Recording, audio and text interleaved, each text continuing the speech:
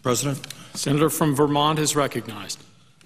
Mr. President, there is a war going on in this country, and I'm not referring to the war in Iraq or the war in Afghanistan. I'm talking about a war being waged by some of the wealthiest and most powerful people in this country against the working families of the United States of America, against the disappearing and shrinking middle class of our country. The reality is that many of the nation's billionaires are on the warpath. They want more, more, more. Their greed has no end, and apparently there is very little concern for our country or for the people of this country if it gets in the way of the accumulation of more and more wealth and more power. Mr. President, in the year 2007, the top 1% of all income earners in the United States made 23.5% of all income. Top 1% earned 23.5% of all income, more than the entire bottom 50%. That's apparently not enough. The percentage of income going to the top 1% nearly tripled since the 1970s. In the mid-1970s, the top 1% earned about 8% of all income. In the 1980s, that figure jumped to 14%.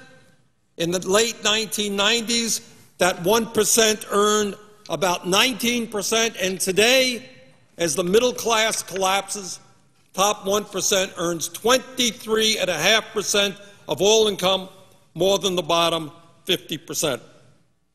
Today, if you can believe it, the top 1/10 of 1% earns about 12 cents of every dollar earned in America. So we talk about a lot of things on the floor of the Senate, but somehow we forget to talk about the reality of who is winning in this economy and who is losing. And it is very clear to anyone who spends 2 minutes studying the issue that the people on top are doing extraordinarily well at the same time as the middle class is collapsing and poverty is increasing. Mr. President, if you can believe this, many people out there are angry. They're wondering what's happening to their own income, to their lives, to the lives of their kids. Since between 1980 and 2005, 80% of all new income created in this country went to the top 1%. 80% of all new income. And that's why people are wondering and asking, what's going on in my life? How come I'm working longer hours for lower wages?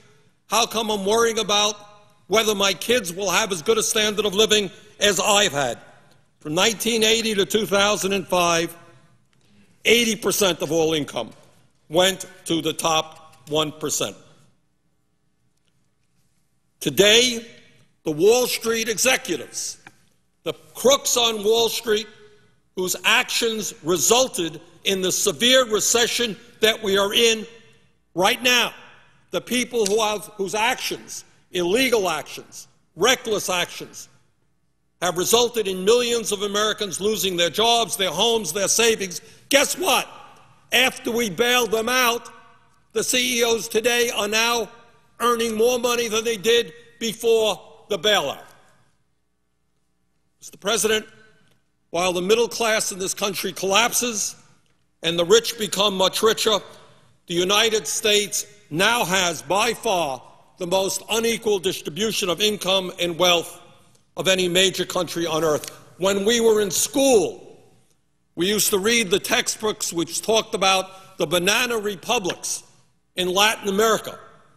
We used to read the books about countries in which a handful of people owned and controlled most of the wealth of those countries. Well, guess what? That's exactly what is happening in the United States today. Mr. President, the wealthiest people in this country, not all of them, by the way, not all of them. There are many wealthy people in this country who understand and are proud to be Americans, who understand that one of the things that's important is that all of us do well. But there are, on the other hand, many others whose apparently only concern is more and more wealth and more power for themselves. And this is an issue, this greed is an issue that we have got to deal with. Now, in the midst of all of this, growing income and wealth inequality in this country, we are now faced with the issue of what we do with the Bush tax cuts of 2001 and 2003. And if you can believe it, we have people here, many of my Republican colleagues, who tell us, oh, I am so concerned about our record-breaking deficit. I am terribly concerned about a $13.7 trillion national debt, terribly concerned about the debt that we're going to be leaving to our kids and our grandchildren. But wait a minute, it's very important that we give over a 10-year period $700 billion in tax breaks to the top 2%. Oh yeah, we're concerned about the debt, we're concerned about the deficit, but we are more concerned that millionaires, people who earn at least $1 million a year or more, get on average $100,000 a year in tax breaks. So you got a $13.7 trillion national debt growing. You've got growing income inequality, top 1% earning more income than the bottom 50%. But the highest priority of many of my Republican colleagues is to make sure that millionaires and billionaires get more tax breaks. I think that that is absurd. But it is not only income tax rates that we're dealing with. It is the estate tax as well. And let's be clear, while some of my friends want to eliminate completely the estate tax, which has been in existence in this country since 1916, let us be clear that every nickel of benefit, all of those benefits, will go to the top 0.3%. And if we did, as some of my friends would like, eliminate the estate tax completely, it would cost us $1 trillion in revenue over a 10-year period, all of the benefits going to the top 0.3%. So I am sure that in a little while my friends are going to come down to the floor and say, we're very concerned about the deficit, we're very concerned about the national debt, but you know what we're more concerned about? Giving huge tax breaks to the wealthiest people in this country. But, Mr. President, the tax issue is just one part of what some of our wealthy friends want to see happen in this country. The reality is that many of these folks want to bring the United States back to where we were in the 1920s. And they want to do their best to eliminate all traces of social legislation which working families fought tooth and nail to develop to bring a modicum of stability and security to their lives. There are people out there, not all, but there are some who want to privatize or completely eliminate Social Security. They want to privatize or cut back substantially on Medicare. Yeah, if you're 75 years of age and you have no money, good luck to you getting your health insurance at an affordable cost from a private insurance company. I am just sure there are all kinds of private insurance companies out there just delighted to take care of low-income seniors who are struggling with cancer or another disease. Mr. President, furthermore, there are corporate leaders out there and many members of Congress who not only want to continue, they want to expand our disastrous trade policies. My wife and I went shopping the other day, started our Christmas shopping.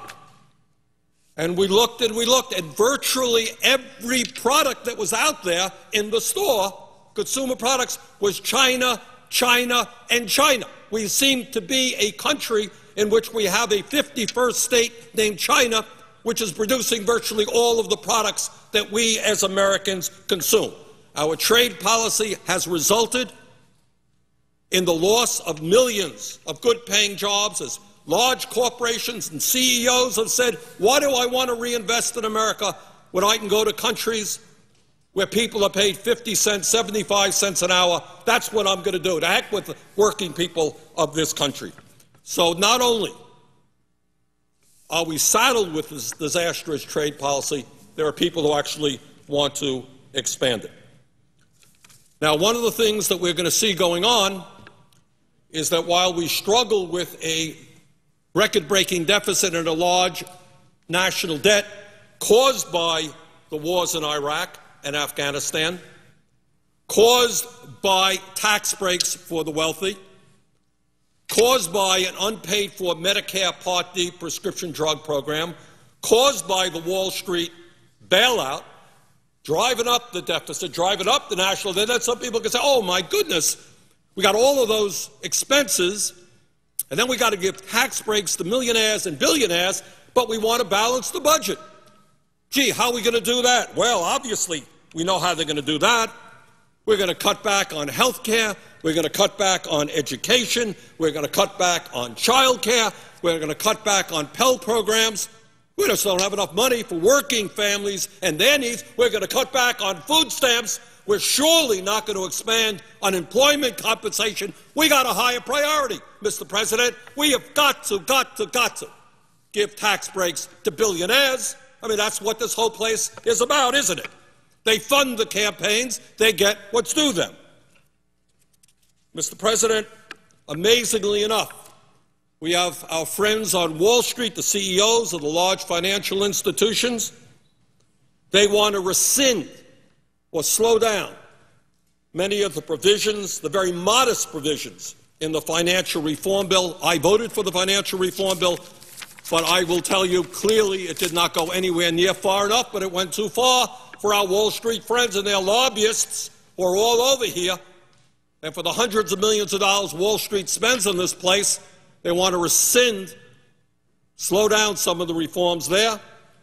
These people want to cut back on the powers of the EPA and the Department of Energy so that ExxonMobil can remain the most profitable corporation in world history, while oil and coal companies continue to pollute our air and our water.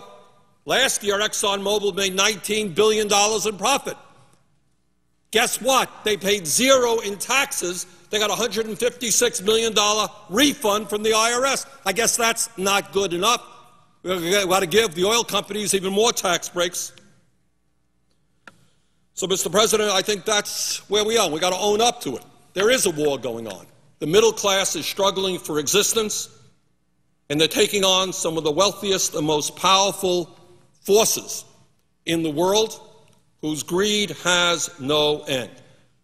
And if we don't begin to stand together and start representing those families, there will not be a middle class in this country.